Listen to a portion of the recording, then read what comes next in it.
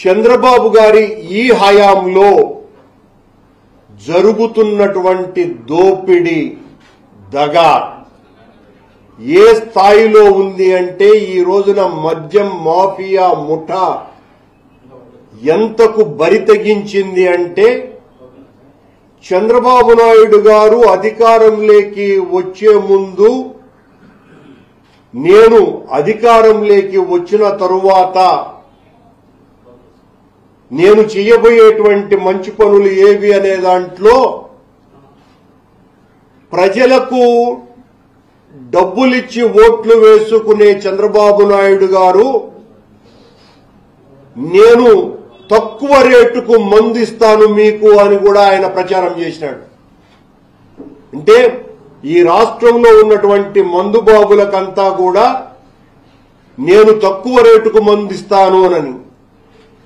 జగన్మోహన్ రెడ్డి గారేమో మద్యాన్ని దశల వారీగా నిషేధించుకుంటూ పోవాలా అన్న ఒక సామాజిక బాధ్యతని ఆయన మోసి తద్వారా ఆయన పరిపాలన సాగిస్తే చంద్రబాబు నాయుడు గారు నేను తక్కువ ధరకే మద్యం ఇస్తానని చెప్పి ఈ రోజున ఆయన తీసుకువచ్చినటువంటి మద్యం పాలసీ కారణంగా ఈ రాష్ట్రంలో ఈ రోజున 3760 బ్రాందీ షాపులను ఆయన ప్రైవేటు పరం చేసి ప్రైవేటు వ్యక్తులకు అందులోనూ తన వాళ్లకే తెలుగుదేశం పార్టీకి జనసేనకు సంబంధించినటువంటి వ్యక్తులకే దాదాపు 95% పైగా ఆ షాపులు వచ్చేటట్టుగా ఇతరులు వేస్తే వాళ్లను బెదిరించి టెండర్లలో పాల్గొనివ్వకుండా చేసి వాళ్ల టెండర్లను ఏమాత్రము కూడా అవకాశం ఇవ్వకుండా వీళ్లకు సంబంధించినటువంటి కార్యకర్తలకే ఈ 3700కు పైగా షాపుల్ని అప్పగించటమే కాకుండా ఈ రోజున ప్రతి షాపు నుండి నెలకు 1 లక్ష రూపాయలు వసూలు చేస్తున్నారు. ప్రతి షాపు నుంచి అంటే ఒక్కో షాపు నుంచి 1 లక్ష రూపాయలు వసూలు చేస్తే నెలకు 370 కోట్ల రూపాయలు ప్రభుత్వ ముఖ్యులకు ఈ సొమ్ము అందుతోంది. ఇంతకంటే స్కామ్ మరొకటి లేదు. దానికి పరిహారంగా రాత్రి పగలు అన్న తేడా లేకుండా మీరు ఎన్ని గంటలకు వెళ్ళినా ఉదయం 4 గంటలకు వెళ్ళినా ఆ బ్రాందీ షాపు తెరిచే ఉంటుంది.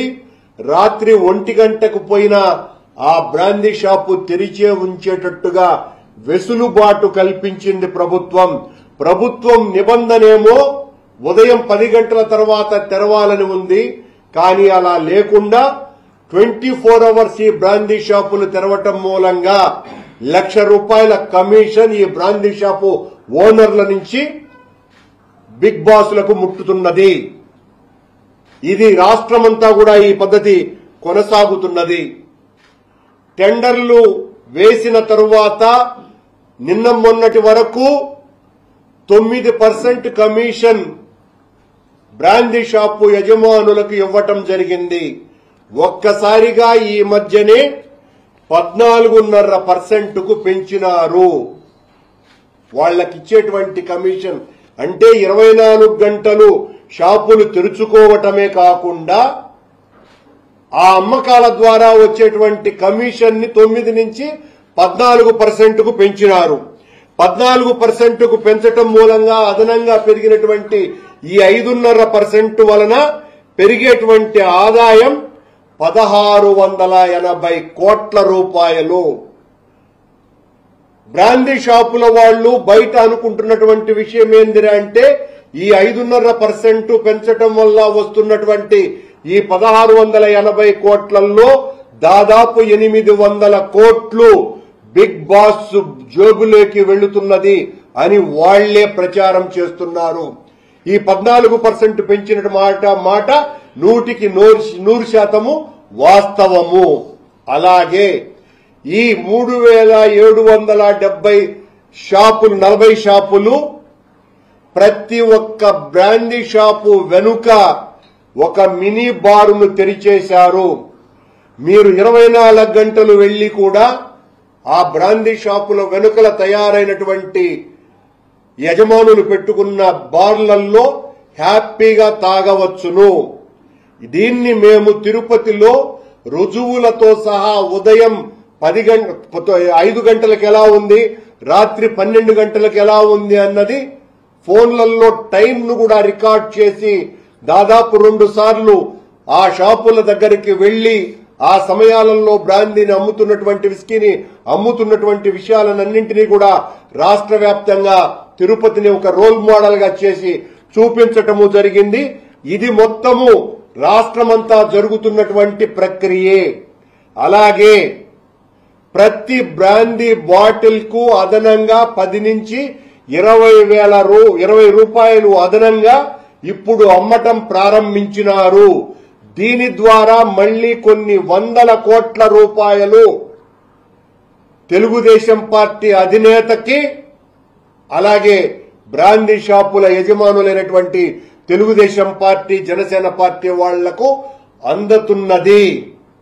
అలాగే ఈ రోజున రాష్ట్రంలో 60,000 బెల్ట్ షాపులను తెరిచినారు. ఈ బెల్ట్ షాపుల యజమానుల దగ్గర నుంచి కూడా నెలకు 50 నుంచి 1,00,000 రూపాయలు ఫీజు వసూలు చేస్తున్నారు అనధికారికంగా. దీని ద్వారా కొన్ని 100 కోట్ల రూపాయలు చేతులు మారుతున్నది. ఈ బెల్ట్ షాపుల వాళ్లైతే 30 నుంచి 40 రూపాయలు ఎక్కువగా ఈ విస్కీ బాటిల్స్ ని అమ్ముతున్నారు. ఇది వాస్తవం. ఈ సంగతులేవి బయటికి రాకుండా తెలుగుదేశం పార్టీకి సంబంధించినటువంటి ఈ మీడియా సంస్థలన్నీ జగన్మోహన్ రెడ్డి హయాంలో జరిగినటువంటి దారుణం ఇది అని చెప్తున్నారే గాని చంద్రబాబు హయాంలో ఇప్పుడు జరుగుతున్నటువంటి ఈ అత్యంత ఘోరము, ఇది అత్యంత పెద్ద స్కాము, వీటిని గురించి ఒక్కరు కూడా మాట్లాడటం లేదు.